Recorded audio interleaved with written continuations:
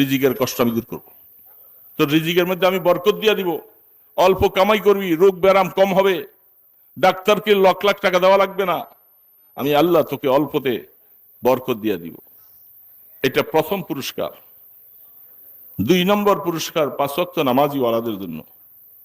আল্লাহু আকবার। আল্লাহ মওতের সময় আল্লাহ পাক বলে আমি আমার বান্দাকে ঈমানের মওত দান করব।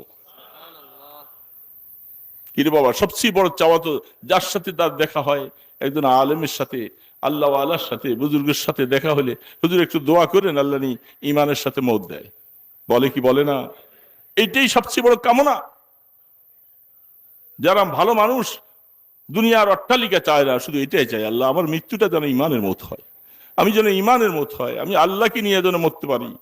আল্লাহ রসুল বলছেন তুমি 5 ওয়াক্ত নামাজি হও, তোমাকে আল্লাহ ঈমানের মওত দিবে।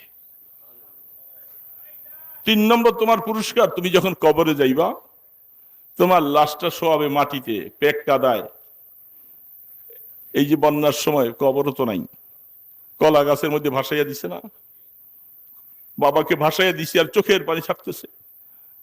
আল্লাহর হাবিব বলেন উম্মত তোর সন্তানরা তোকে কেদার মধ্যে পানির মধ্যে শোয়াই দিয়া গেছে, আমার আল্লাহ পাক যখন তুই নামাজি সন্তান হবি তোর কবরটাকে জান্নাতের বাগান বানিয়ে দিবি। আল্লাহ পাক জান্নাতের সাথে যোগাযোগ হবে। আফরিশুহু মিনাল জান্নাহ ওয়া আলবিসুহু মিনাল জান্নাহ ওয়াফতাহ লাহু বাবান ইলাল জান্নাহ, এ জান্নাতের দিকে দরজা লাগাইয়ে দাও এবং তাকে বলবে তুমি ঘুমাও, সারা জীবনে আরামে ঘুমাইতে পারো নাই, তুমি নুমকা নৌমিল আরুস, নতুন দুলা দুলানির মতো তুমি ঘুমাও।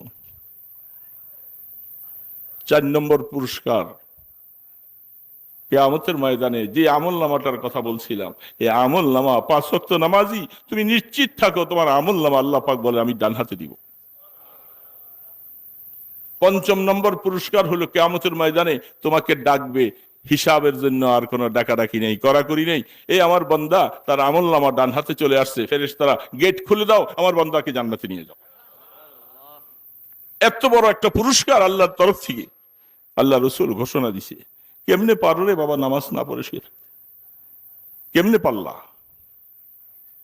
তুমি সবকিছুর জন্য সময় পাও, আমার মাওলাকে 2টা সেজদা দিতে, এত সুন্দর কপাল তোমাকে দিছে আল্লাহ। তুমি চিন্তা করো নাই সারা পৃথিবীর মধ্যে এত মানুষের মধ্যে একরকম চেহারাওয়ালা একটা মানুষ নাই, সমস্ত মানুষের চেহারাগুলি ভিন্ন ভিন্ন করছে, গলার আওয়াজ দুইজনের একরকম না, এত সুন্দর করে যে মাওলা বানাইয়া দিলেন, তুমি এই কপাল দিয়ে মাওলাকে একটু সেজদা দিতে পারো না? তোমার কি মনে চায় না যে আমি আমার মাওলাকে একটু সেজদা দেই, রিজিকের কষ্ট আমি দূর করবো?